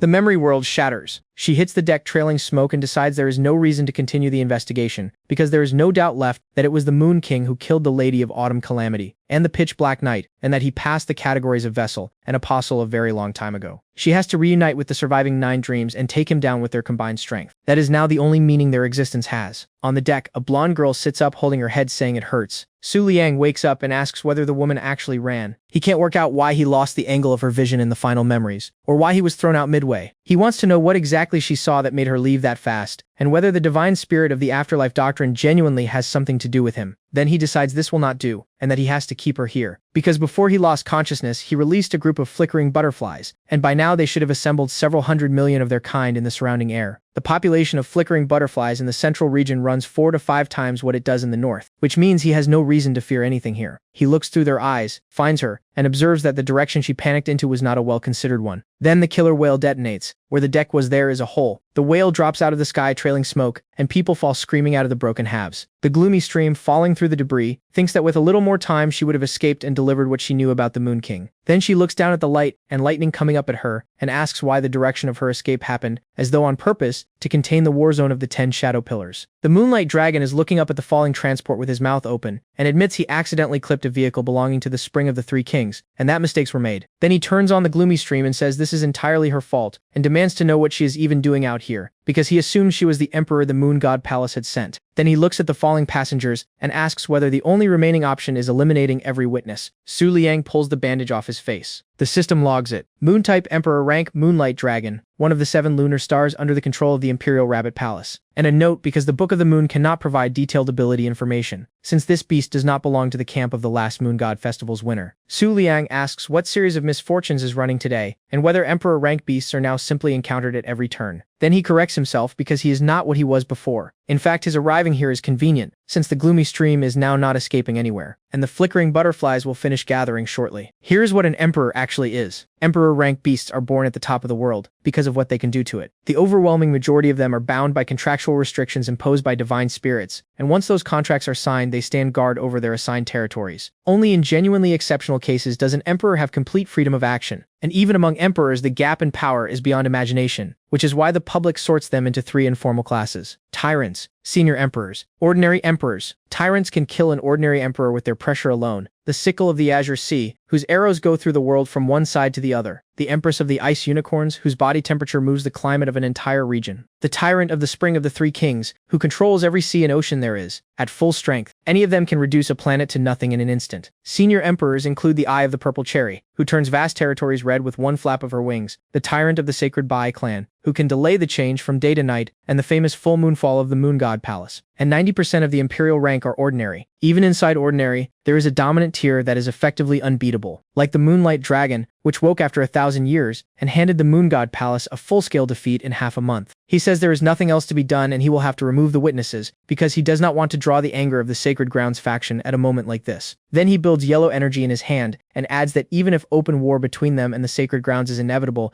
it has to be postponed until all 10 eclipses have woken. He fires into the Orca, and girls go across the deck screaming for help. The Sunken Crescent asks Su Liang what he plans to do and points out that her own essence cannot be crushed and that this does nothing about the situation he is in. He cuts her off and tells her not to panic because the butterflies he sent out have already gathered and are inbound at speed. Then he raises a hand and says that if he can absorb the first attack, he has a chance to hold the enemy. The system confirms it. The number of flickering butterflies available for control has been temporarily raised from 10,000 to 6 million. He stands up inside the swarm and says the Lake Moon's shield is nearly restored, and that if he can hold for one more moment, he can take an emperor's attack. The whale hangs upside down against a red sky. The Moonlight Dragon tells them not to blame him, but to blame their own weakness, spreads his arms, and uses lightning slashing. The rays land, and the people on the deck freeze mid-motion. Su Liang turns with that on his face because he can defend himself and he cannot do anything for them. Then the people wake up. He looks down at the Moonlight Dragon grinning, because the moon phase has just come down onto the deck. She holds both hands out, one with a crescent on it, and tells the sun and moon to turn. Then she rotates them and changes the time. Su Liang and the Moonlight Dragon both watch the killer whale rise back into the sky. The gloomy stream asks what happened because her wounds have closed and demands to know how that is possible. The moon phase tells her not to torture herself with guesses. She's simply rewound their life state by 24 hours. Then she looks up at her and observes that despite her past crimes, she has dared to interfere with the Moon God Festival again, meddling in matters that are none of her business and dragging innocent people into them, having learned nothing in her entire life. She says the sentence is death. The gloomy stream bursts apart and her eye goes up into the air. Then the moon phase turns to the Moonlight Dragon, who is already leaving fast. She tells the 7 moon stars there is nothing wrong with eliminating enemies as part of the Moon God Festival, participants included. But that word of their attempt to destroy a 3 Kings spring transport in order to remove witnesses will be reaching the sacred lands. The Moonlight Dragon demands to know who she is and whether she isn't taking rather a lot upon herself, and makes it clear the tone is irritating him. She ignores him and turns to Su Liang and says that per their agreement, she is taking him somewhere he can raise his rank quickly. However many of these fish turn up,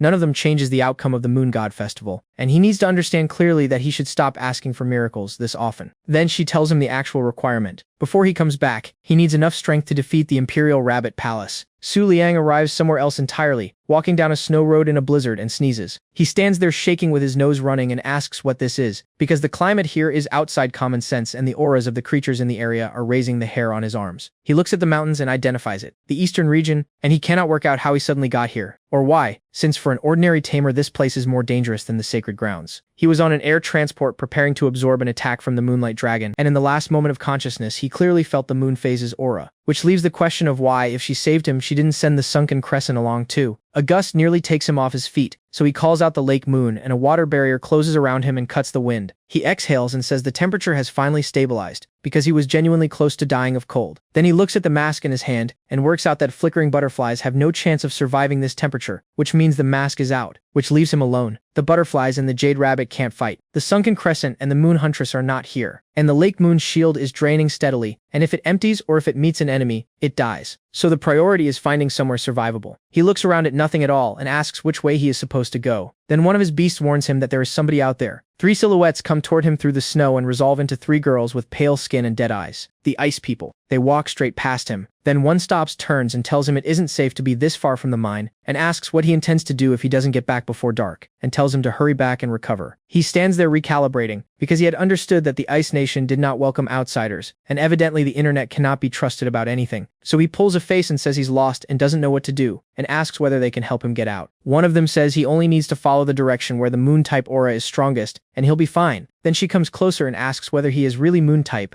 Another asks whether the elder got confused, and offers to contact somebody later about having him transferred to a different mine. Su Liang says quickly that this won't be necessary because he is moon-type, and it's only that the cold has stopped him thinking straight. He turns away and notes that was dangerous, and that there is apparently a moon-type camp out here, and wonders where moon-type ore veins in the eastern region came from. Behind him, one of the girls says that person is strange. Half a day later he reaches the camp, falls flat, and says he made it. The lake moon's shield is at nearly 0. The snow girl was not exaggerating about the danger, and he notes that with the moon huntress this trip would have taken a couple of minutes. Then he stands up, because something is wrong in a good way. This is unmistakably the eastern region, and the moon-type aura here is far denser than at the Tamer Academy. His fatigue is already mostly gone and the lake moon's shield has started recovering on its own. He wonders whether the mine is doing it, and notes that this does not look like the Ice Nation keeping Tamers prisoner. Then he notices a high-ranking moon-type big moonflower staring at him, and concludes that no matter how strange the circumstances get, his crescent eyes work on moon beasts every single time. He raises a hand, thinking that in that case getting information out of them is simply a matter of. He doesn't finish, because there are now a great many creatures standing in front of him, and then a great many more running at him making an enormous amount of noise. He covers his eyes and tells them to form a line and talk one at a time. They do. One wants the Honorable Moon King to take her home, because her master sold her, and to earn her travel expenses she has to work here for 3 years. The eastern region runs on a different currency, so the money any of them has is worthless here. And although the Ice People don't lock them up, none of them would survive 3 days out in that climate, so leaving was never actually an option.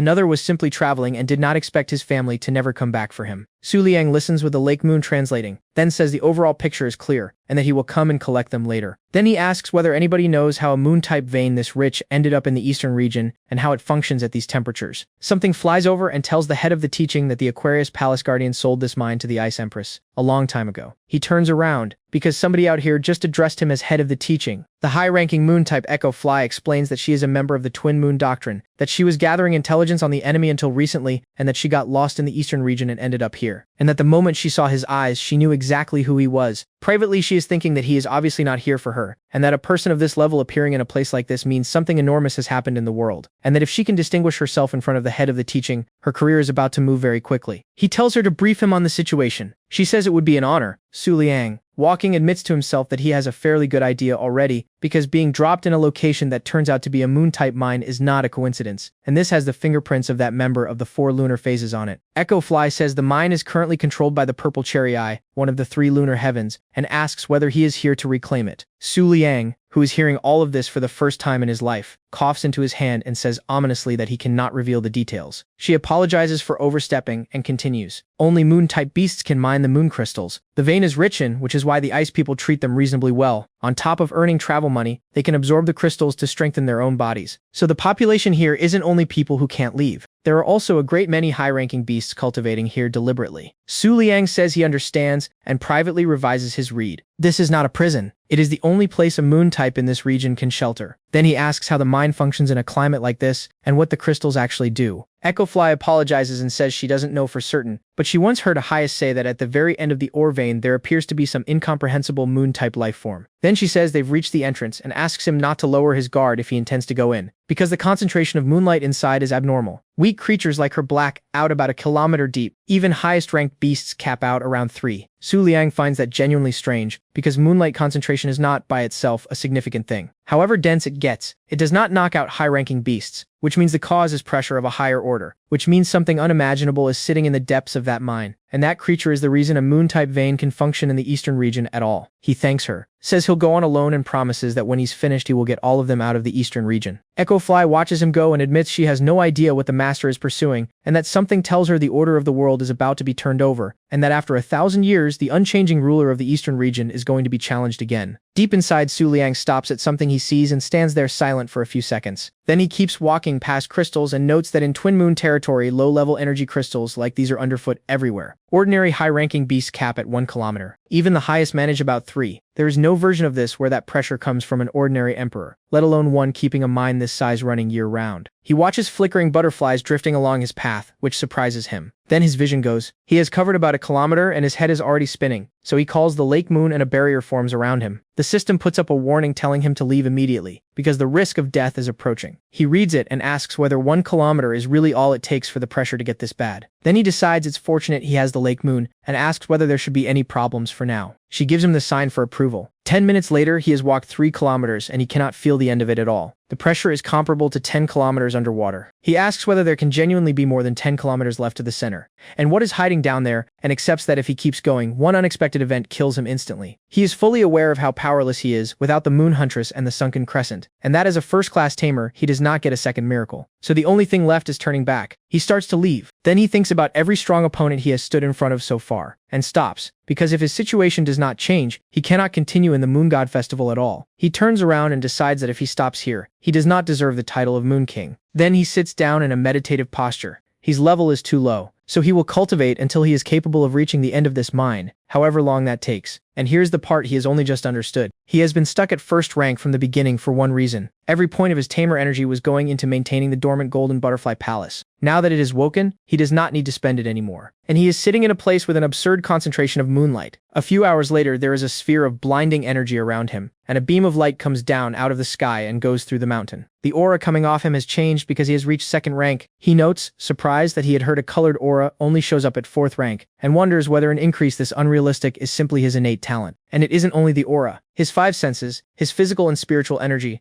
his perception and his lifespan have all gone up substantially. The Lake Moon's limits have moved to a new level, which means he can now start cultivating deeper in. The 10 shadow pillars sit in 10 sealed lands that the Moon God Palace has always guarded, and the legend says that if the seals break, the ancient demonic Moon God descends into the human world. Over the past 1,000 years, many people have tried to break them, and the 10 pillar princesses killed every single one. But during this Moon God festival, the 7 moon stars appeared, and the Moon God Palace started losing. 9 shadow pillars have come down one after another. The last one standing is the one nearest the northern region, and the 7 moon stars had avoided it, most likely because they did not want to run into anybody from the north. After the 9th fell, their patience ran out, and they attacked it. Several hundred kilometers away, the Winter Moon Bride, Emperor-ranked lunar type, and the only senior emperor among the 7 moon stars, comes out of a mountain asking whether they seriously decided to bring 3 against 1. She asks whether they have any sense of honor at all, on what basis they are interfering in the matter of the 10 shadow pillars, and whether great senior emperors ganging up on her alone isn't simply a disgrace to the title. The worried swan sky type, emperor rank, senior emperor, one of the 3 azure skies, looks at her in silence for a few seconds. Then she says that however incompetent the nobodies of the Moon God Palace were at their duties, the last pillar standing is quite enough, and that if the Winter Moon Bride refuses to accept that, she is welcome to try defeating her, without fearing revenge from the factions behind her. The Winter Moon Bride looks at the hooded girl beside them, and identifies her as a member of the sacred Bai clan of the Western region, and also as the moon phase of the Twin Moon Doctrine. And the floating robe moon type, emperor rank, senior emperor tells her not to move a muscle. The Imperial Rabbit Palace has not woken yet, and as long as the tyrant has not lifted the restraining decree, they can do whatever they like. The floating robe forms a seal with her hands and says that their era has not arrived yet, and that for all anyone knows, it never will. Then she waves a hand. The Winter Moon Bride names every one of them out loud, says she has memorized them, and vanishes. The worried swan asks where she was sent. The floating robe says cheerfully that she sent her to the sacred lands of the north, the Misty Lake. The worried swan asks why she didn't simply kill her, since the difference seems academic, and then says that out of consideration for their past friendship, she will help with security for 1 month, and after that the woman is on her own. She also points out that even if the Imperial Rabbit Palace is resurrected, it cannot return to peak strength immediately, and asks whether there is really any need to rush onto a battlefield. The floating robe laughs and says she is afraid the worried swan will not understand, since she is not moon type, because as the leader of the 4 lunar phases, she can see the probabilities regarding the final winner. And if the victory goes to that man, then compared to him, even the Moon King of the previous era. She doesn't finish the sentence. 10,000 kilometers underground. Su Liang has reached 4th rank. He looks at his hands and notes that half a month of cultivation moved him from 2nd to 4th, and that 5th is still out of reach. At 4th, he can fully exert the power of highest ranked beasts, which would be considerably more useful if there were any highest ranked beasts nearby for him to contract. Still, the aura he is carrying now should be enough to cover the rest of the mine in one push, because 4th rank changed how he perceives the world. He can see the flow of aura directly, and that lets him confirm something. The pressure crushing everything down here is coming from a living thing. He can count the creatures he has met with comparable spiritual power on the fingers of one hand. Then he sees light ahead, and knows he's nearly there. He stops at the entrance, lets the Lake Moon put maximum protection on him, gathers himself and walks in. He stands with his eyes shut for a few seconds. Then he opens one. The chamber is full of crystals, and there is a figure lying in the middle of it. A red-haired girl with horns opens her eyes and looks at him, and asks how this person managed to get in here. And Su Liang stands there in silence and watches the world around him start to come apart. Enormous cracks racing off in every direction. He is breathing hard, telling himself this is an illusion. Terror has him completely, and he understands that the aura alone was so far past his tolerance that his mind produced the end of the world to explain it. Then he steadies, and a small smile arrives because this is a victory. Coming here was correct. Whatever happens, now he is reaching the final stage of the Moon God Festival. The book opens in front of him, and the system logs a new beast. He looks at the girl and decides that whatever the price turns out to be, he is leaving with her. Senior Emperor, Moon type, the Queen of the Flickering Flame, currently in an ultra-weakened state. She was one of the 12 palaces of Moonlight, and she held the Aquarius Palace. Nobody in the Moonlight camp could fail to know that name, because in the entire history of this world, she's the only senior emperor who ever dared challenge a tyrant on the night of a full moon. The Ice Empress beat her, and after that nothing was heard of her for several thousand years. And she is alive, and she is right in front of him. He puts out a hand and says he is the Moon King, and that he has come to take her away. She asks what happens next and where exactly he intends to take her. He asks what she means. So she asks whether the purple chariot has been defeated and whether the worried swan and the snowy sky are dead, and what about the Ice Empress. Then she observes that with the strength of an insect he has the nerve to call himself the Moon King and then try to recruit her. The aura comes off her and nearly takes him apart. He gets a barrier up and asks whether she really carries that much destructive force and pressure alone, then sees the crack forming in it, and registers that the Lake Moon's shield is about to go. Then chains of energy snap taut around her and she screams. And he understands. The Ice Empress sealed her power. He walks over and asks what's wrong. She calls him an insect, and he asks whether she got a good look at herself just now. Somebody who presumptuously challenged a tyrant, lost her own freedom over it, and is still trying to talk down to people from inside a chain that lands badly. She demands to know whether he thinks she doesn't want to leave, and how he intends to save her with a force this pitiful. Even if the Ice Empress is temporarily inactive, the three azure skies are not. The moment they show up, she survives and he dies on the spot. Su Liang turns away smiling and says this is genuinely a sad sight, and asks whether the illustrious emperor is really this frightened of the three azure skies. Then he corrects her understanding of the offer. When he said he would take her away from here, he did not mean they would run. They are going to defeat all three azure skies and then walk out of the eastern region with their heads up. She looks at him for a few seconds in complete silence. Then she thinks, with real concern, that the man in front of her may be an absolute idiot. He holds out his hand. She moves away from it, and he asks, wounded, what the problem is. She says she is afraid of catching stupidity. He sits down on the floor with the expression of a man who did not expect words to work anyway, and decides that in that case he has plenty of time, and that he will use it to break through to 5th rank. He starts meditating. She watches him from her throne, and she admits that anybody who reached this chamber through her pressure is not the kind of person you call worthless. But over 1,000 years she has seen far too many idiots drunk on their own power, making enormous promises. Ice dwellers who dreamed of seeing the world past their own border. Beast tamers from the lunar continent who got lost in the eastern mines. All of them looked like the opening chapter of a beautiful legend, and every single one of them ended at the interesting part, because their potential could not survive a fraction of her power, which is why she flooded the entire cave with her aura in the first place, so that nobody would ever have to hope. Then she looks back at him, and concedes that this one is interesting, and asks what sect he's from, and who their ruling lord is. He says the Twin Moon Doctrine. She says she has never heard of it, and asks who founded it, and remarks that a Moon King with 4 stars is very funny, since the previous Moon King already had 5 stars in the womb. Then she asks why he's gone quiet, since she asked him a question. Su Liang, thoroughly irritated, wonders whether 1,000 years of silence has done something to her, and then tells her that he founded the Twin Moon Doctrine himself, and that he is not only the Moon King, but the representative of the northern lands at the Moon God Festival, and that if she is who he thinks she is, then even sealed down here, she should have felt what happened in the north half a month ago. He sends the ring across to her. She goes very still and says that this is the ring of the King of the North, and that it is genuinely the sign that begins the Moon God Festival. Su Liang stands up and asks her to repeat the part about the previous Moon King having 5 stars in his mother's womb, because it sounds impossible, and asks whether that man was a natural-born beastmaster. Then his aura comes up, and he tells her that although the Twin Moon Doctrine carries the power of a palace lord, he himself is the master of the Golden Butterfly Palace. She puts a hand up against the light, and ends up behind her own throne while he walks toward her. He tells her his enemies are the Imperial Rabbit Palace and the 10 Eclipses, and that he intends to surpass the previous Moon King and carry moonlight to final victory at the Moon God Festival. Then he holds out his hand again and says that as it happens, he was already planning to take something from the Ice Empress and start a war with the Eastern lands, and that it would be good if she came along. She reaches for his hand, energy detonates and throws her backward, and the chains snap into place again. She says it does not matter whether the Lord is dormant inside him or not, and asks how a 4-star tamer intends to break the defenses of the Eastern lands, and points out that contracting her proves nothing if he cannot field her. Then she gives him terms. He wants her. He can come back when he has 7 stars. Su Liang asks what she plans to do once they're out and she's free, and whether she still intends to challenge the Ice Empress. Since the 3 azure skies are enemies, they'll have to destroy either way. And she asks whether the old woman from the Archer's Palace really didn't tell him, because she has no feud with the Eastern lands at all. The Ice Empress and Lady Lotus of the Heavenly Waters were close friends. She starts shaking as she says it and explains that she attacked the Ice Empress back then for one reason. The woman committed something unforgivable, and that if it hadn't been for her, then Lady Lotus of the Heavenly Waters, she doesn't finish because both of them feel it at the same time. Something is coming. An explosion goes off on the surface and the whole mine shakes. She identifies it as one of the 12 heavenly shields of the Eastern lands, says they were heard, and tells him to run while he can, because with a contract to the Golden Butterfly Palace, he can at least handle one ordinary overlord. Su Liang thinks privately that no, he cannot. He coughs and says he doesn't need to run since he has unfinished business in the Eastern lands. Then he goes back to the sentence she abandoned. The Lady Lotus of the Heavenly Waters she was talking about is the guardian of her own Aquarius Palace. Everyone knows the Aquarius Palace was destroyed by the Imperial Rabbit Palace, and she just implied the Ice Empress had something to do with it. So he tells her that since the Aquarius Palace cannot give its consent, he will accept her revenge on behalf of the Golden Butterfly Palace. The traitors of the Moonlight, the Imperial Rabbit Palace, have to be destroyed. She asks him what he just said. He grabs the front of her clothes, lifts her off the ground, and asks what she is waiting for. whether she genuinely intends to let the Imperial Rabbit Palace walk away from killing the Aquarius Palace and betraying all of them. Whether the sickening pity coming off the Ice Empress is something she doesn't want to answer. He tells her to contract with him and says he will find a way to summon her into this world, and that then they will destroy the Imperial Rabbit Palace, the 10 eclipses, the 3 azure skies, and the Ice Empress. Every last one of them. An enormous bird arrives overhead and puts a beam through the exact spot they are standing in. On the surface, 3 girls of the Ice Nation hear the roar, and one of them asks what is happening down there and whether that came from the moon-type mine. The enormous bird is lying on the ground asking how this is even possible. Su Liang is standing a few meters away, with his eyes lit and an aura coming off him that did not exist 5 minutes ago. The pet panel now includes the Queen of the Flickering Flame, and he reads the terms. He can summon an emperor at 6th rank, except the requirement said 7 stars, which means once he gets there, her power is usable as his own. The bird pulls itself up and demands to know what he thinks he's doing, how he dares contract the Queen of the Flickering Flame, and where he gets the nerve to talk about defeating the Ice Empress, when with a measly 5 stars he cannot even summon the woman. Clouds gather overhead and lightning starts coming down. Su Liang looks up, sighs, and calls the lake moon, and a barrier forms, and then begins growing at a speed that should not be possible. The bird asks whether he just absorbed the entire mine, and then demands to know who he actually is. Somebody answers that he is a moon-type king with white hair and split moon pupils, the moon king of the twin moon doctrine, and asks whether he has genuinely decided to start a war with the eastern lands. Su Liang closes his eyes. He is taken in the energy of the whole vein, which will hold his strength up for a limited window, and he can already feel a tenth of it burning off. When the clock runs out, he drops back to 5 stars. He smiles, because this is going exactly to plan. Then he throws his arms wide and calls the Queen of the Flickering Flame. It works. She appears beside him with red crystals forming around her, and her eyes filling with light. On the surface, the Ice Nation girls go to their knees, and one of them says that after 1,000 years, the lady is back in this world. She flies up, puts a hand on his shoulder, and calls him Lord. Privately, she is thinking that the instant the contract closed she saw his plan, and that in 1,000 years she has never met a madman like this. He genuinely intends to challenge the Ice Empress. And more importantly, this man is not an apostle. Su Liang congratulates her on her freedom, and says she presumably knows what comes next, then holds out a hand and asks whether 5 minutes will be enough. She considers it and says that it is not a full moon, and that in 5 minutes she can try. Then she shakes his hand. The energy that comes off the two of them puts the bird into a state of open panic. It says this is a disaster, and they are all finished, and that the 3 azure skies need to be told immediately. A crescent of raw energy opens in the sky. Su Liang hangs in the air and says there are about 4.5 minutes left and asks whether she found what she was looking for. Then he points at the castle and suggests they check everything rather than waste time. He closes his eyes and scans, and his energy spreads around the castle. Inside it, a pale-skinned girl feels it. Su Liang looks at her and asks whether she can seriously be an 8-star tamer, and how many people like that are hiding in the eastern lands. The Queen of the Flickering Flame tells him she is the current Ice Princess and the temporary contractor of the 3 azure skies. He works through the implication. If they need to leave the eastern lands, they may have to go through her to do it. Then he recognizes her, because that is the same 3-meter ice girl from the road. She was in disguise too. The system files it. The king of the eastern lands has been detected. Attacking the king before defeating the pink-eyed Sakura flower is prohibited, unless the king takes an action posing a serious threat to his squad. The same notice opens in front of her. She reads it and says that so he is the Moon King, and asks whether he wants to fight her. A voice in her head tells her to release her right now, because she has been ready for half a minute, and asks whether she is an 8-star tamer or not, and points out that if those two get out of here with the Fire Queen, there is going to be a problem. The princess turns around hurt and says that she is an 8-star ice-type tamer, not a sky-type, and that she is the one who is permanently freezing and hiding inside her body. Then she says she misses Mrs. 3-legged Snow White, who has been visiting relatives at the 3 Kings Spring for over a year now, and wonders aloud when she's coming back. Sakura Blossom tells that useless fool to shut up. Then she settles and notes that these two turning up precisely when everybody else is away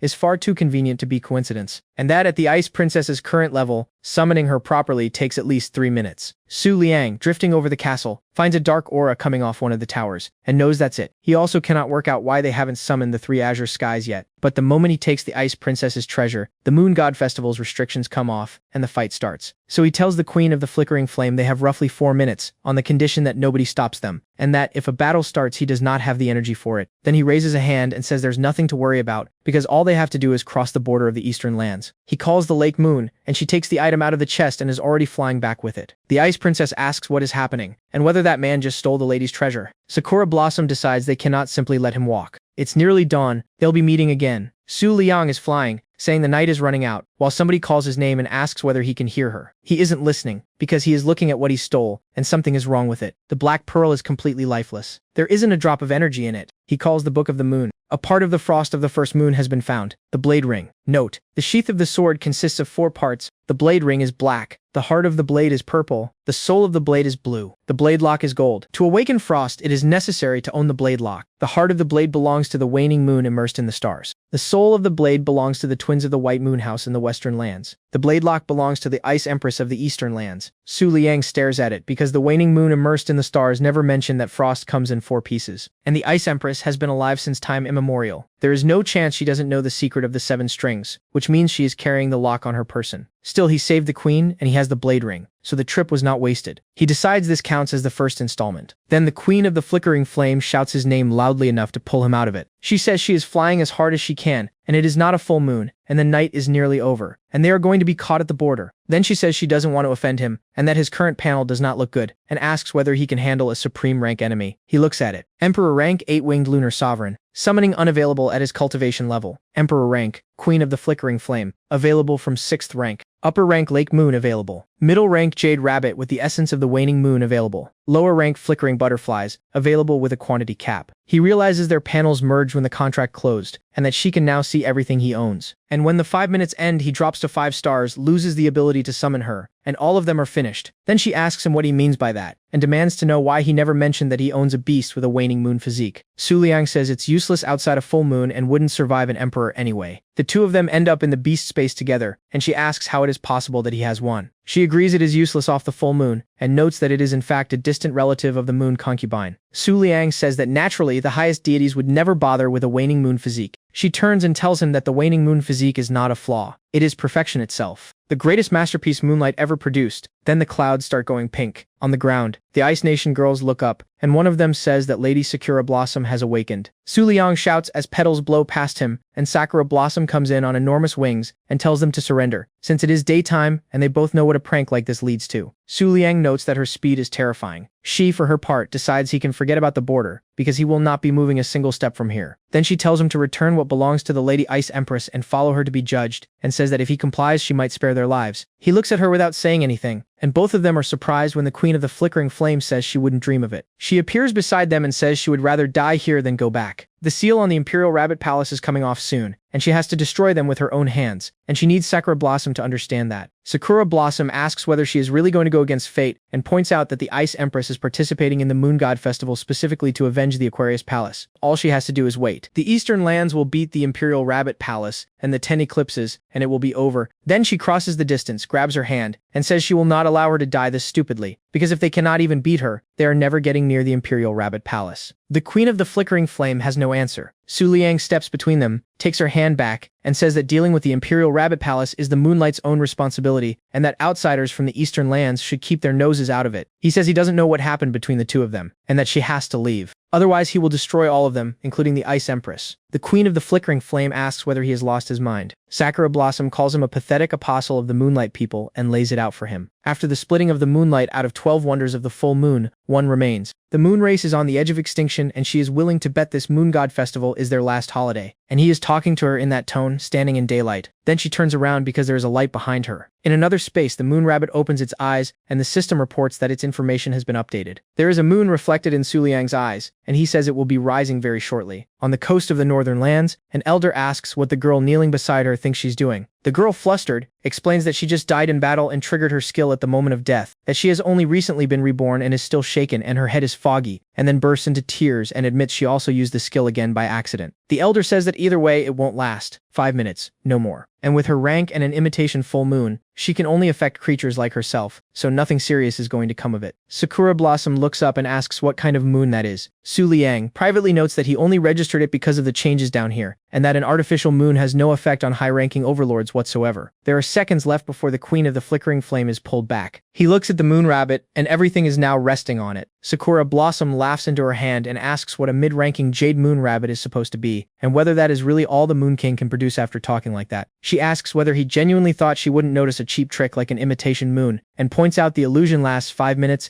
and changes nothing about the outcome. Su Liang turns to the rabbit. He tells it that his pathetic 1-star rank is the reason it was never able to show what it actually is, and that he knows the waning moon form is capable of far more than this. Then he points at Sakura Blossom, calls her a powerful overlord, and gives the rabbit 10 seconds to surpass her. He calls the lake moon and she unloads everything she absorbed. The queen of the flickering flame asks whether that is the same moon-type vein he drank. The moon rabbit starts eating the rocks fast. Sakura Blossom watches this and understands none of it. Su Liang tells the rabbit that it is his last card, and that it needs to get stronger, evolve, and live up to what he expects of it. The rabbit keeps eating and starts screaming, and Su Liang runs the math. Unlike the lake moon and the sunken crescent, which he never contracted at their true ceiling, the jade rabbit's strength really was being suppressed by his own miserable rank. He is currently at 6 stars and change, nearly 7. The question is whether that is enough to beat an overlord on a full moon night. Sakura Blossom is still hesitating, possibly over old feelings, and the queen of the flickering flame is seconds from vanishing. And after that, this gets difficult. She asks him why the full moon came now, and whether that is genuinely a sign from the moon, and whether he knew back then that it would come to this. Then she answers it herself. It is not luck. It is not strength. It is not rank, and it is not probability. It is inevitability, because miracles only happen for people who sincerely believe in them. Then she says she has one last question, and asks why he refused to join the Dark Moon concubine. He says he had no reason to. That fool called his beasts worthless trash, so he answered her properly, because his rabbit is not trash at all. Then he asks whether she wasn't the one who said the waning moon's shape is not a flaw, and he tells her he is going to put the Imperial Rabbit Palace and the 10 eclipses on their knees, and that they will learn what regret means. She looks at him in silence for a few seconds. Then she agrees, and closes her fist, and says he's right. The waning moon's shape is not a flaw, and she says loudly that Lady Lotus of the Heavenly Waters, guardian of the Aquarius Palace, owner of the waning moon form, was not some kind of defective doll.